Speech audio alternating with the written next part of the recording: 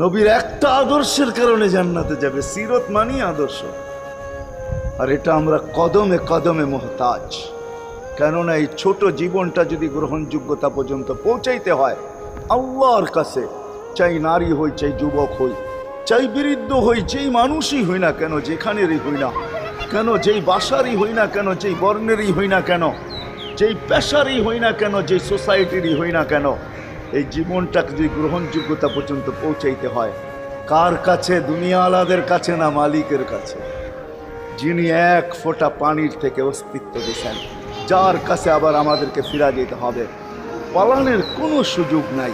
এই জন্যই কোরআন আমাদেরকে বোঝায় আইনাল মাফার। আল্লাহ বলতেছে কোথায় ভাগবে তুমি, বলো কোথায় ভাগবে? কবির কথাই সত্য, যদিও নাকি পালাও তুমি আকাশেতে লাগিয়ে সিঁড়ি, সিঁড়ি লাগাও যদি আকাশ